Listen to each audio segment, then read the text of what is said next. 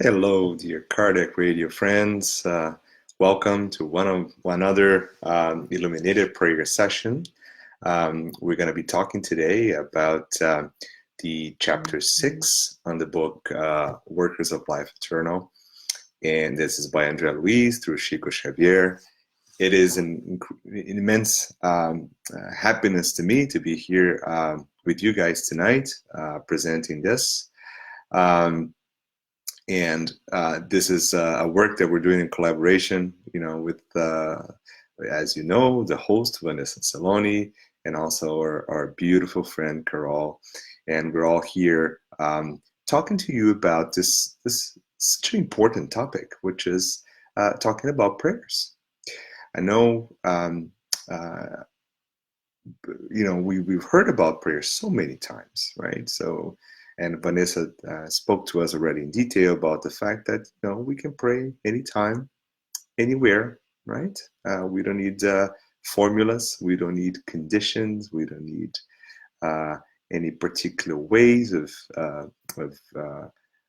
thinking about too much about doing it. We have to do it from the bottom of our hearts always. And every day we're going to be giving you some examples from the books that were brought through Chico Xavier of examples of prayers and the context of how they're used and what can we learn from them. And we're going to go deeper into a lot of this interesting examples that are brought to us, right? So before I start, I just want to say also something that's very important, that this book, The Workers of the Life Eternal, that we're going to be talking about today, just a brief summary for those who may not be following carefully the book. So in this particular book, Andrea Luiz will follow Geronimo, and Geronimo will go down to a very important mission, which is helping 5 collaborators of Nosso Lar. And they will be joined by Father Hipólito and Nurse Luciana in this incredible aid expedition. So it is a spiritual mission. Just think about it, right? So don't we have missions to help others in need while incarnated? Yes, we do, right? So very similar in the spiritual world. We have many missions from spirits that is incarnated that will not only help, but along the way we also learn a lot. And in this case, they'll learn and they'll teach us, right? Because that's what we're doing. We're learning, and then we're learning from their learning, right? And that Reese does that in such an incredible way, right? In the book. Hello, Carol. Carol is here with us. Thank you for joining us. This expedition it was kind of prepared to last for about 30 days, right? And that's what the initial setup of the book. And in every chapter, Andrea Luiz will go through many steps of this journey, all the way from Nosso Lar down to now where we are in chapter 6, where they are staying at night in what they call a Casa Transitoria Fabiana. It's like a transition house, like an aid house. And what is that? So think about this.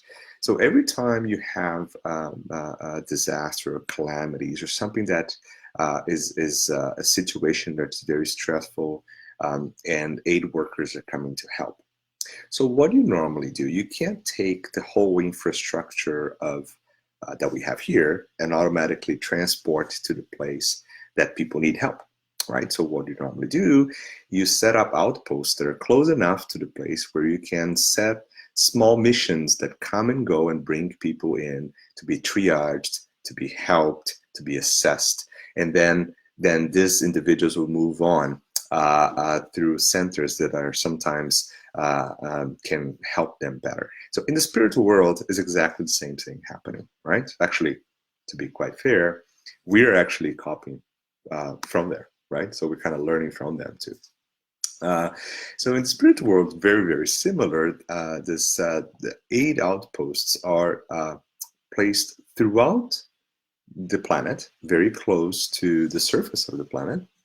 And in those places, they have very specific missions. There are these 8 missions that can help individuals in need. In this case, the location of this mission is very close to the abyss, right? They're very close to places where the negativity, the density of the thoughts, the sick thoughts that are being projected will create a very, very dense, sometimes based on descriptions like frightening or dark environments where this suffering spirits will be placed. Well, as we know very clearly that these individuals, everyone's going to be helped, right? And they will be helped too. And this is the mission where we are following with André Luiz. So in this, in the transitory helping aid place where the Casa Transitoria Fabiano, this André Luiz will describe the scenario, the location, the experiences,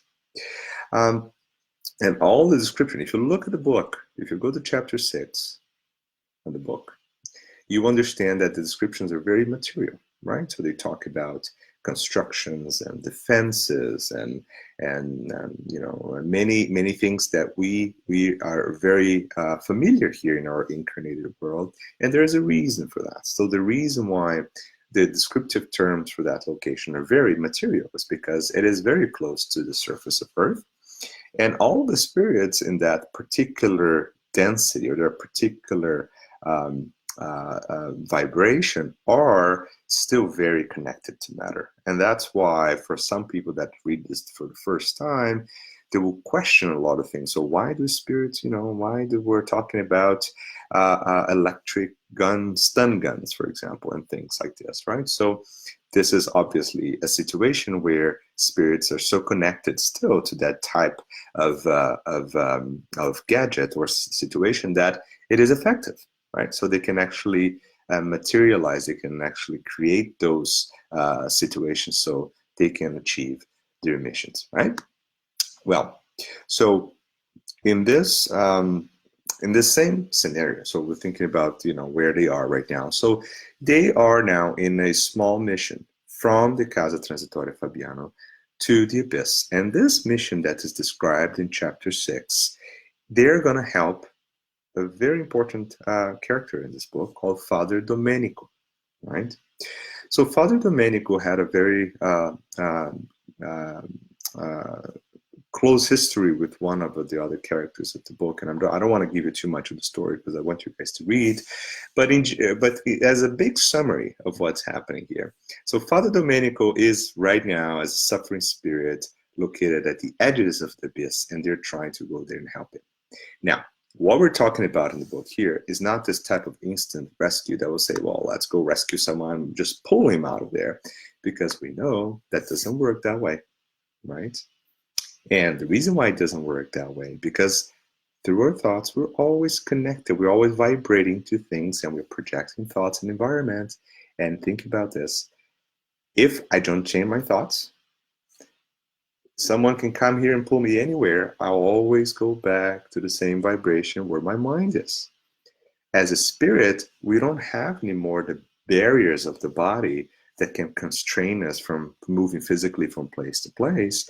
So in many cases, these rescues are not as easy as bringing someone back.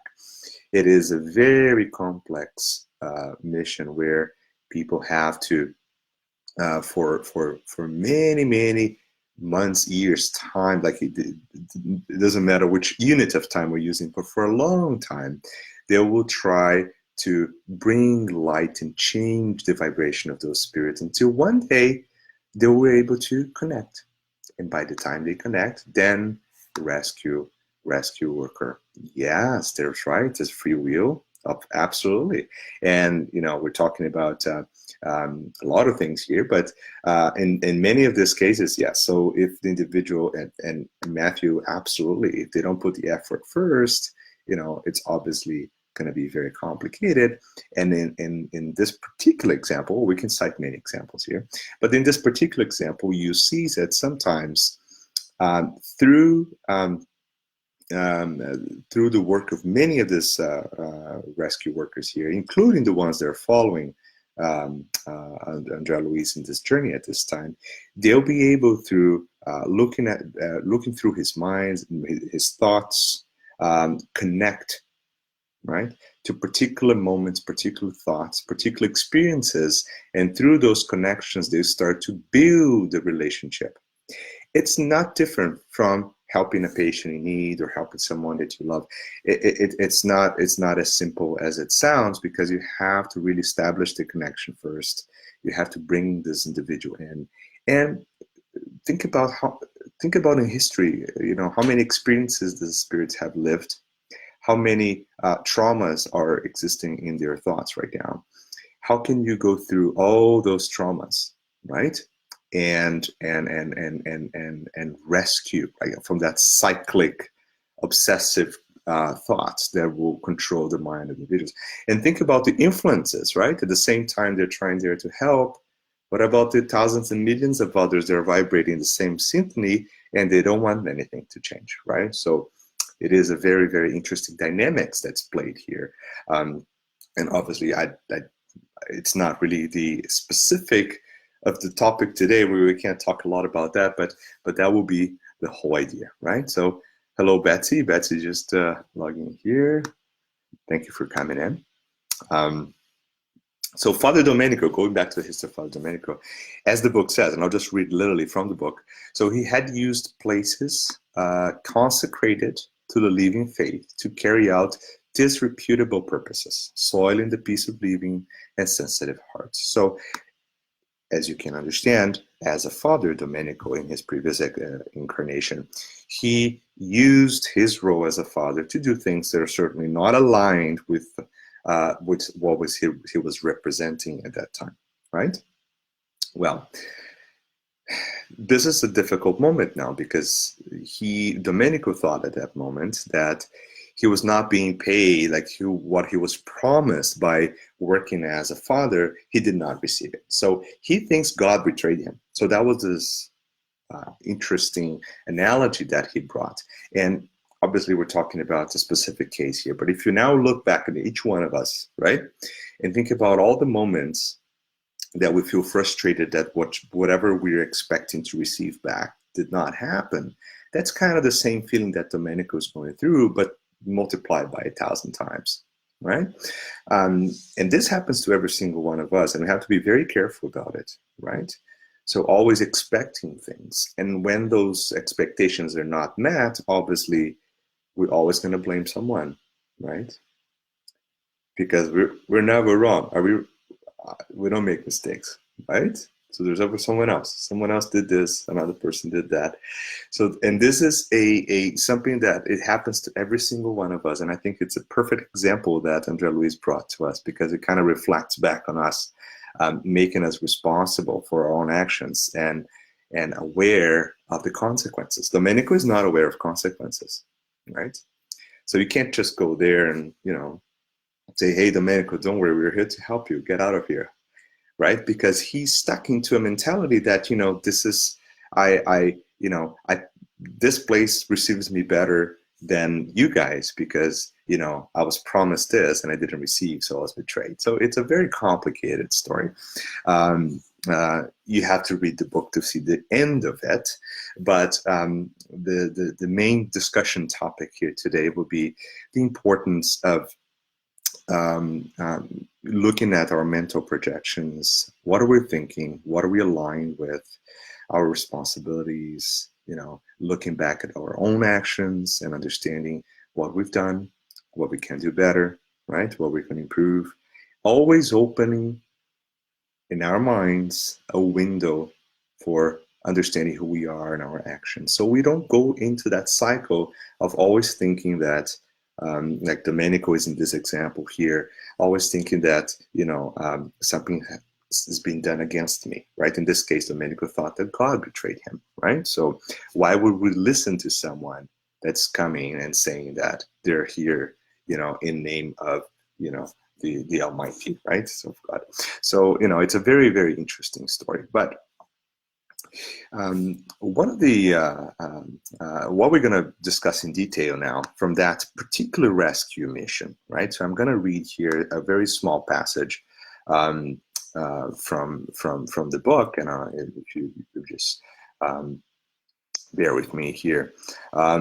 So in page 107 of the book, right?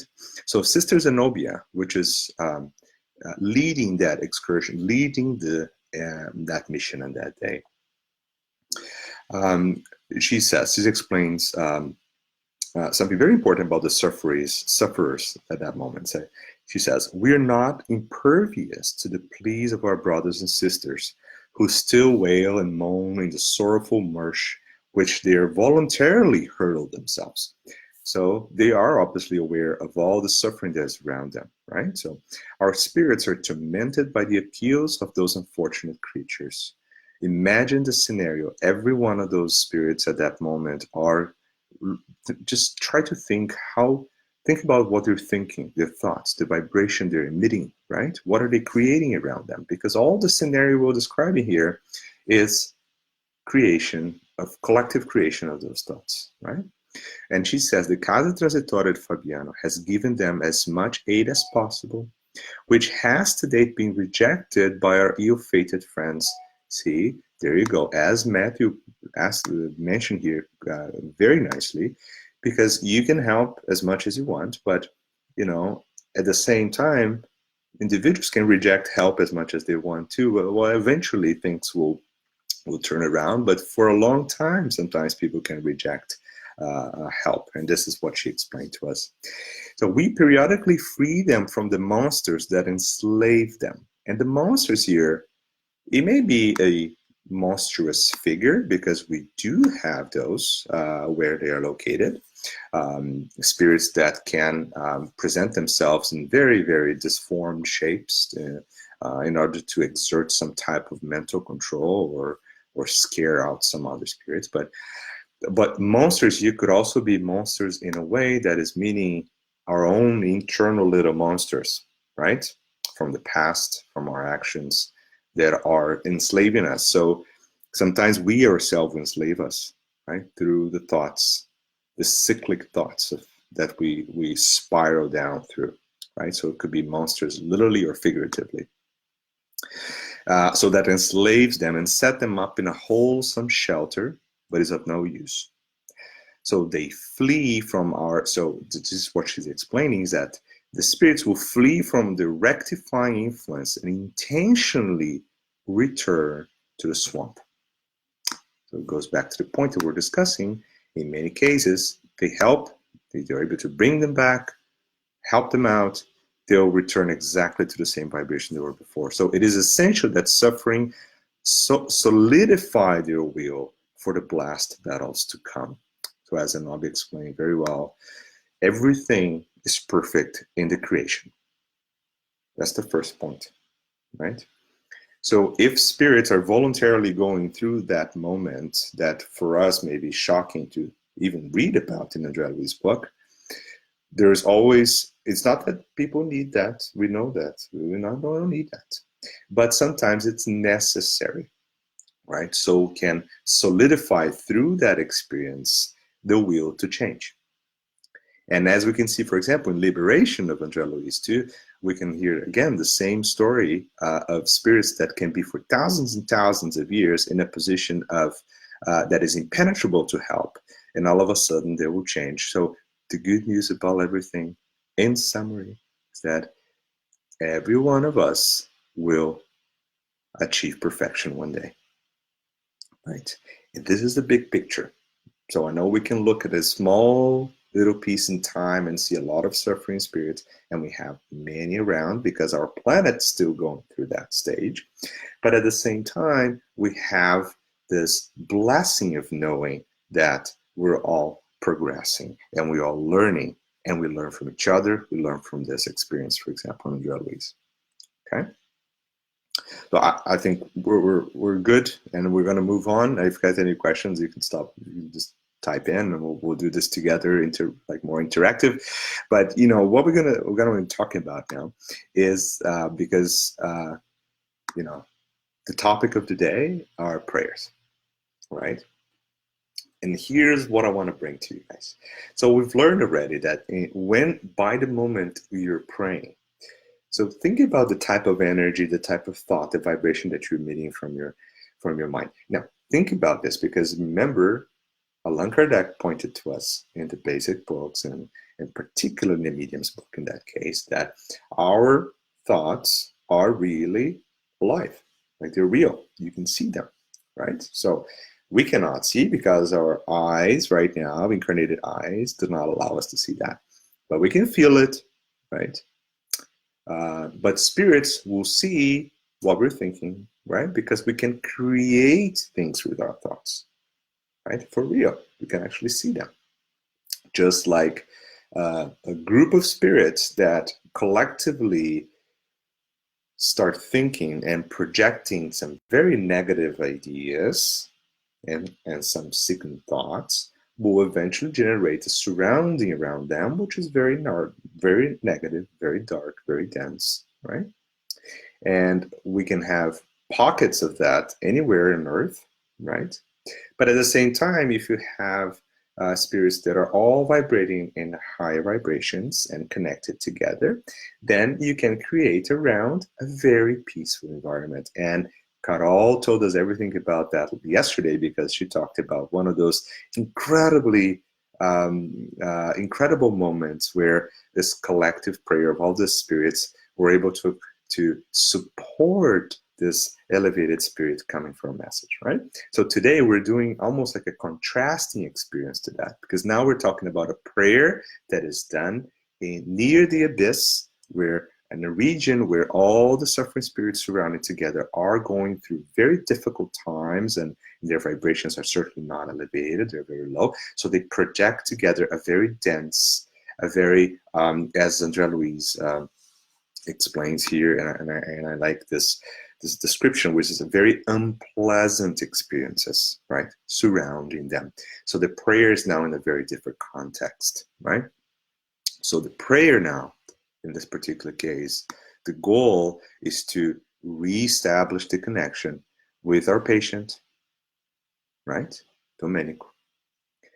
Oh, wait a minute. So let's bring back from the book, think about our lives now, okay?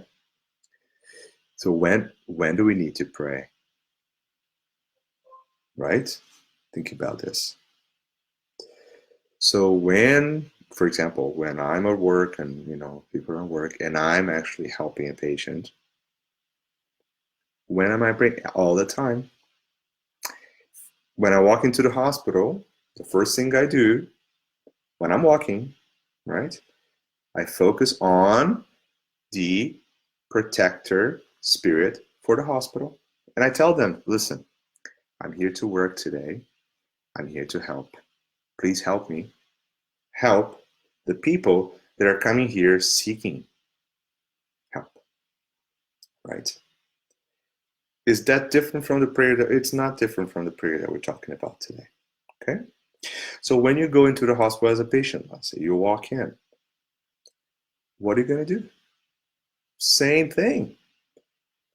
Think about this. There is a group of spirits coordinating all the activities of the hospital, and that's certainly those spirits are helping and organizing everything that's happening inside the hospital. So the first thing you should do, ask them for their blessings, ask for help.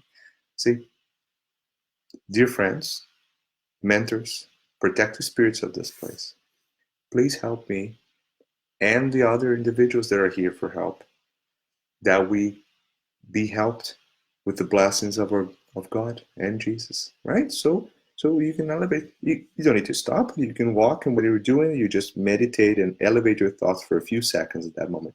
What about praying for the ones that are going to be going to give you care, and vice versa? So now, when you go into your work, let me tell you something that maybe you don't know, but every workplace has a group of spirits that are going to be there, right? Organizing that environment, spiritually speaking, right?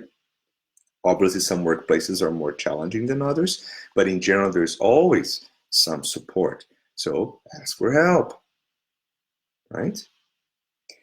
And if you're in a scenario that you're helping someone, or your work involves delivering care to someone in any way, being a teacher, for example, and or if you're any type of educator or healthcare or anything, it doesn't matter. So when you're doing a project, right? So you should stop for that moment and connect.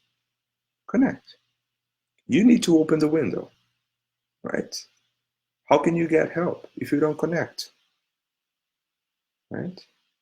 Help cannot get in. Remember the experience. Earlier just told us here, Zenobia just told us, listen, the patients that we help sometimes, they run right back into, they don't want our helpful energy sometimes. Well, because they're not connected.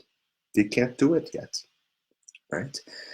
We can now because we're listening. We're understanding this, what's happening. So right now it's our responsibility to do it, right? And we start to take away the idea of praying as this very convoluted, complicated experience to something much more dynamic, much more objective, And as long as you connect your thoughts, right? Elevate your thoughts, connect, think about it, like put all your good energy into it, right?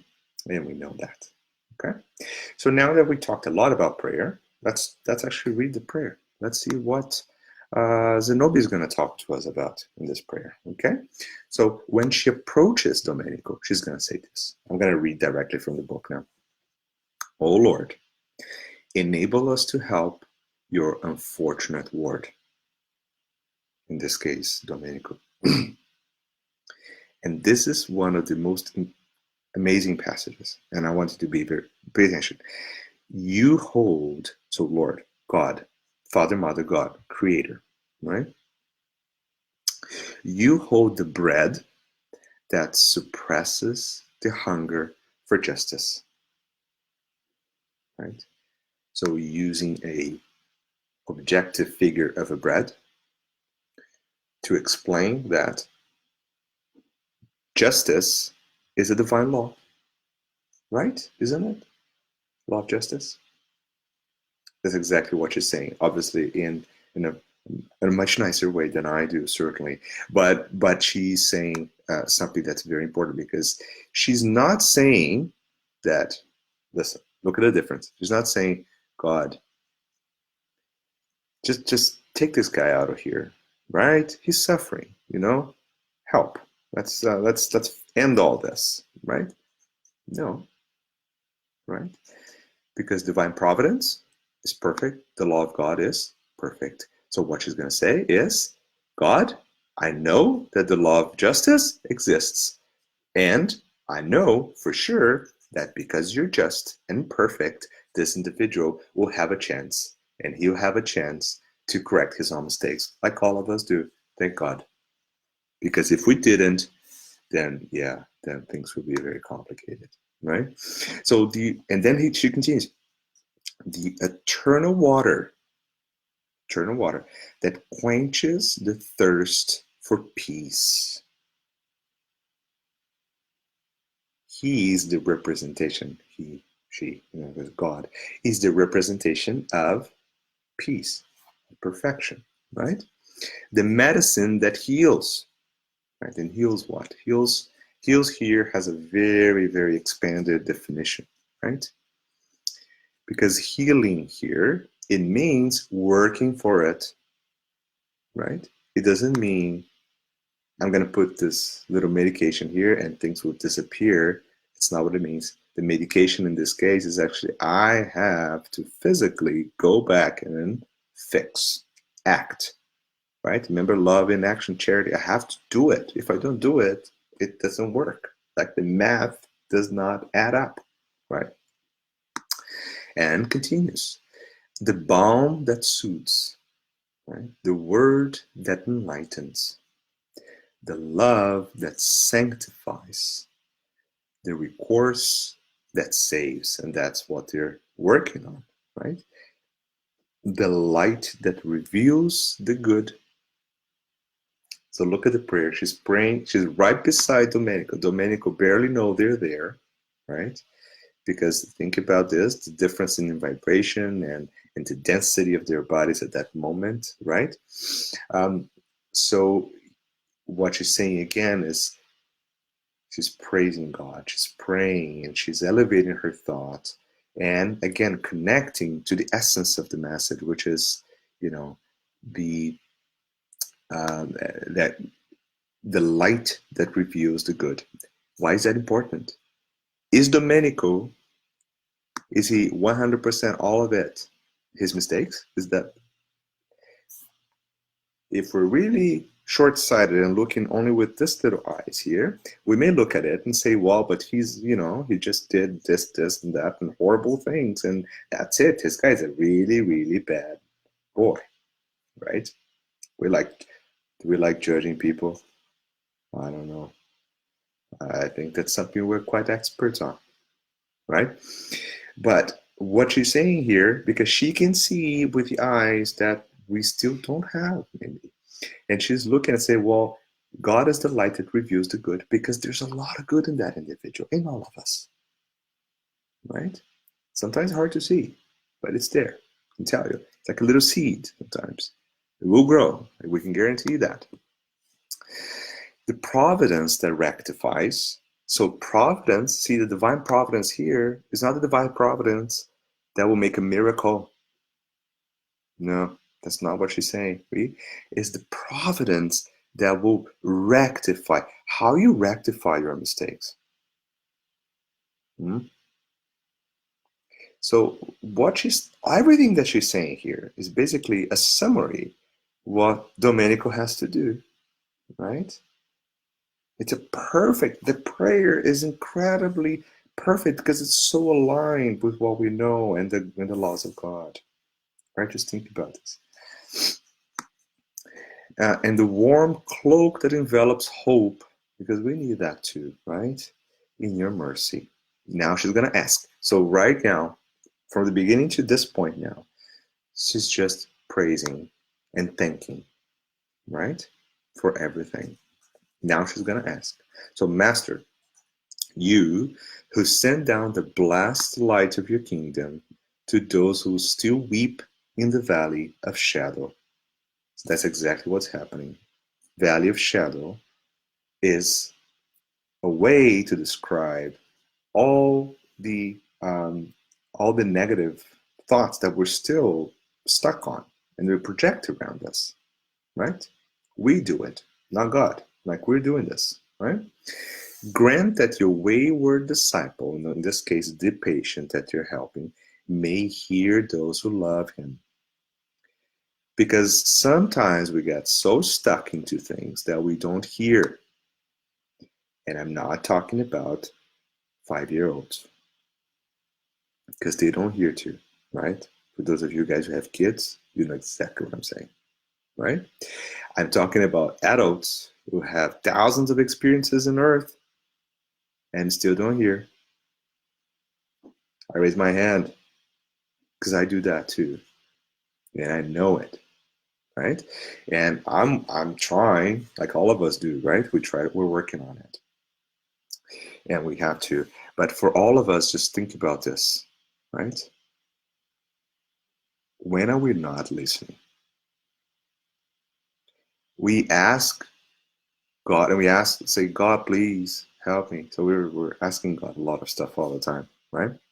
How many times we actually listen back and we say, oh, okay, that was a little hint for me, right? When someone gives you a little hint or things happen for a little poke, so make sure, like a little nudge, so you know that you're kind of paying attention. So your guardian angel go and whisper in your ear, say, you better not do that. And you don't listen, right? So that's what she's talking about, right? Let's keep going, right? Divine shepherd.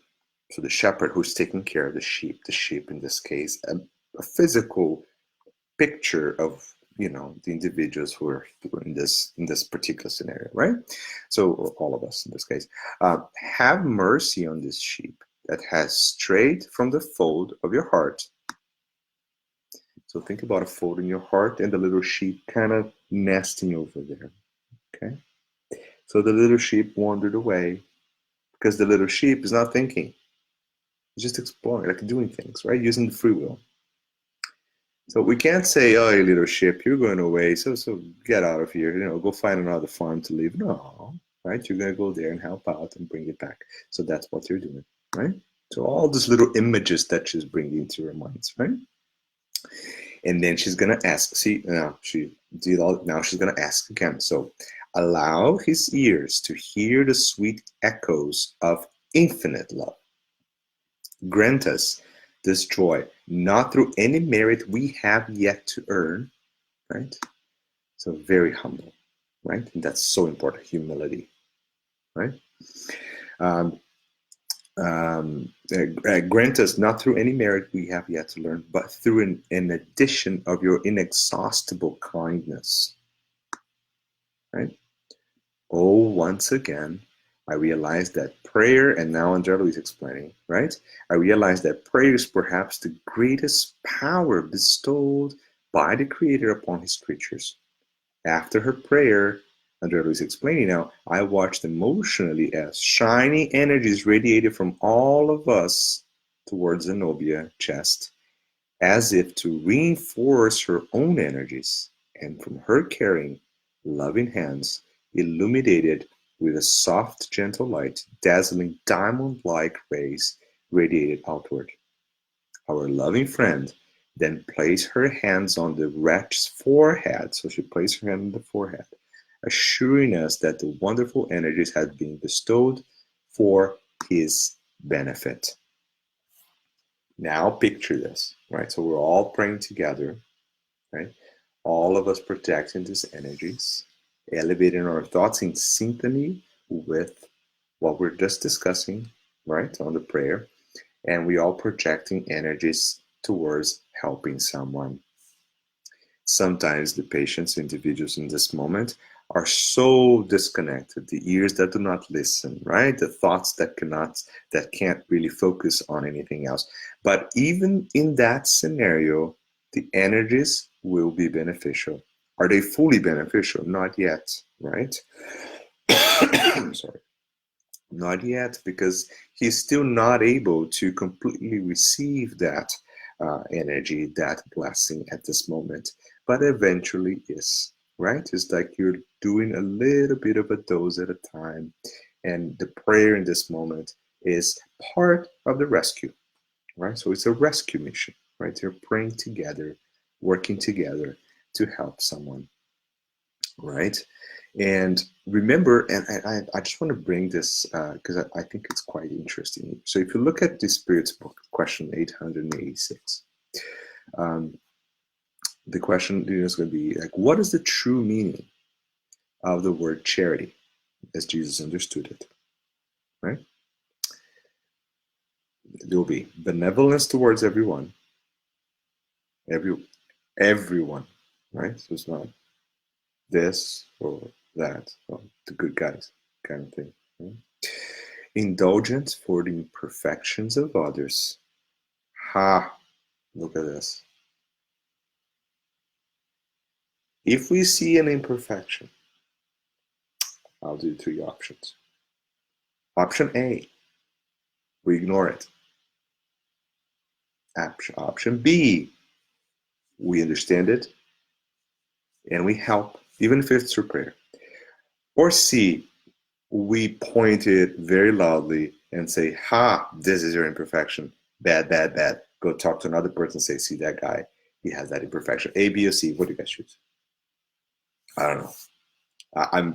I'm certainly not completely 100% each one of those categories yet. Sometimes I'm A, sometimes I'm B, sometimes I'm C. Okay. So this is the definition of charity, right? True charity. We talk about charity every day. Is praying a charity, an act of charity? Yes, it is, right?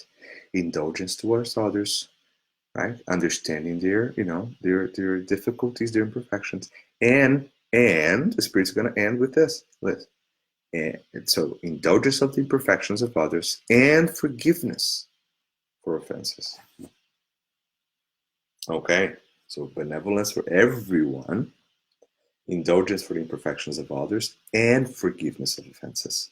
So that is the meaning of through charity. Okay. But when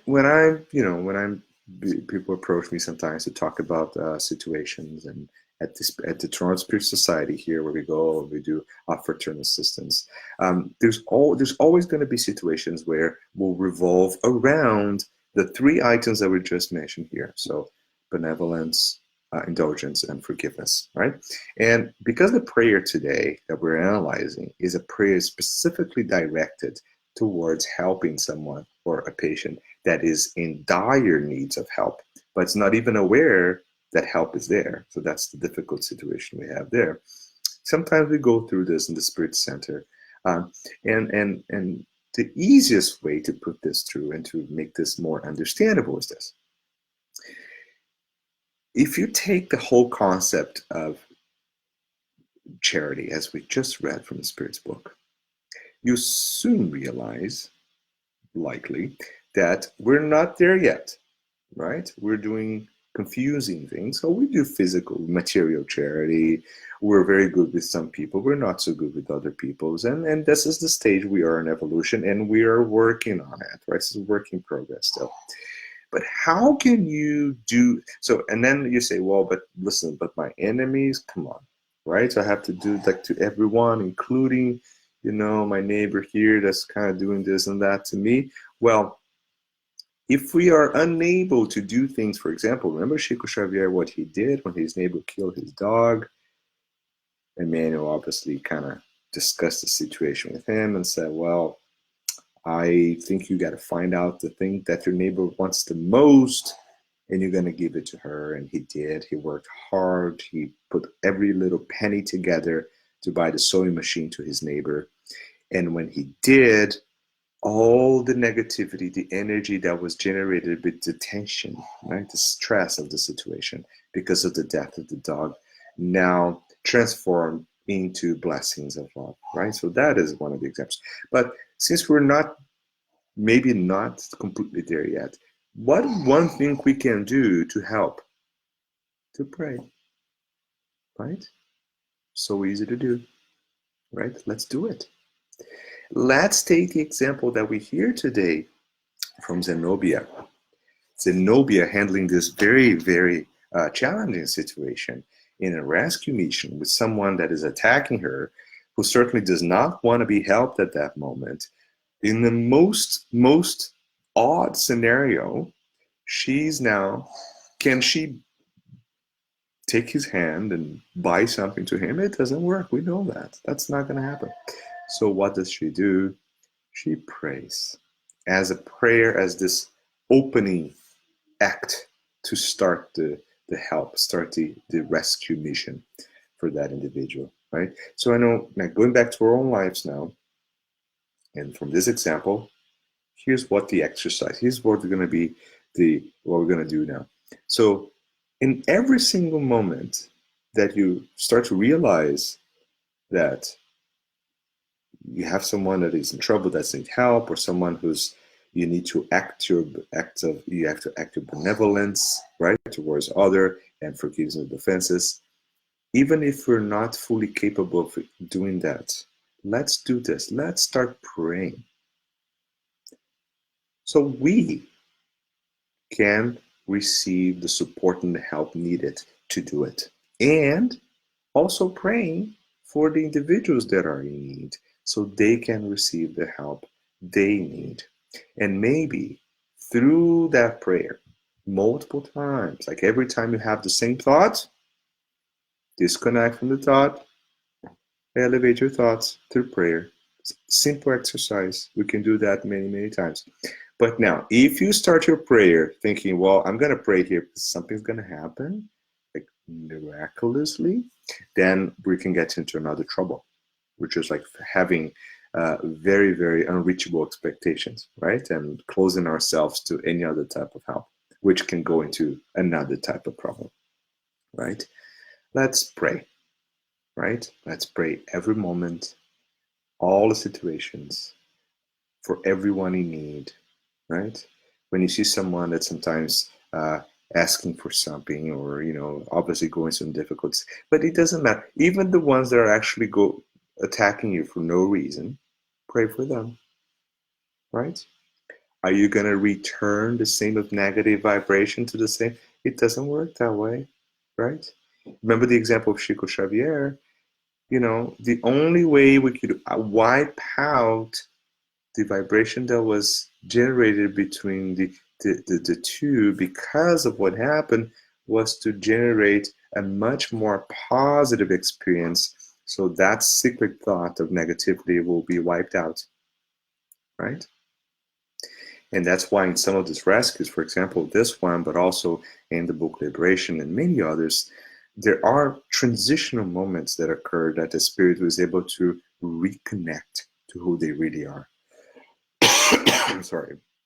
And that could be through remembering family, could be like a family member who they see again, or someone they loved, or an act of love they had a long, long time ago, they were able to reconnect to it. Or it could be by experiencing the pain of others. There's so many ways. There are transitional moments that occur as initiating factor of transformation, right? And what we can do now, all of us, is in every single step of our daily routines, implement this beautiful ask for help, right? So thank God for everything. Ask what you need to be asked, and so be it, right? So that is the message. And we take as example again this beautiful, beautiful prayer that we've studied today. By Zenobia and the Rescue of Domenico. Now, if you want to learn more about the book, please do so. This is an incredible book. There's lots of information, right? For those who never read the Spiritist book ever, some of the chapters like this one, you have to really think carefully and try to understand why. For example, why you're talking about all this material things, right, in the rescue. And, there's a context that obviously the spirits here, they're so deeply connected to matter still that a lot of the visual aspects are very materialistic in a way.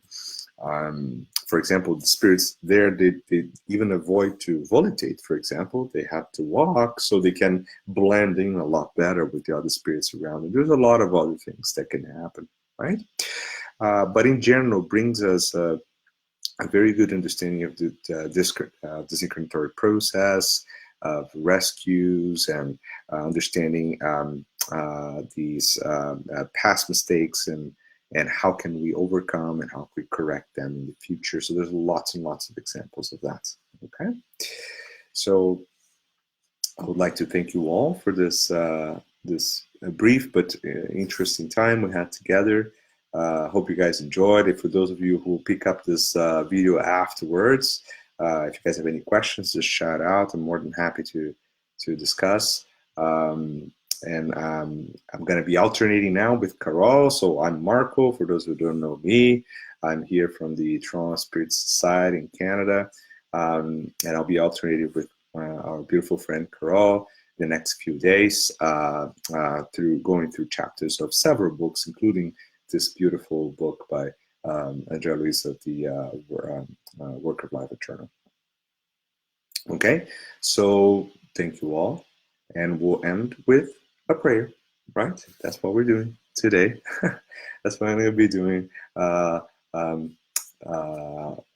the next few days, right? Every night. So let us at this moment elevate our thoughts to our Creator, Father, Mother, God, who through his creative thought has generated everything we know, us, the universe, where we are right now, our families, our love, our happiness, our experiences. Let us feel those energies around us, and let us thank our Creator for this experience. And we ask that we can have the strength to overcome the challenges. We have the faith to continue believing even in the most adverse situations. So we can have the benevolence of understanding that others are going through difficult times too. So we can have the energy to change not others, but us. And may we continue on this journey of evolution with our hearts filled with love and our actions by charity. Thank you, God, and so be it. Thank you all, and I hope you guys are going to join us tomorrow again with Carol, and I'll see you guys the day after, okay? Have a great night, everyone. Thank you very much. God bless you.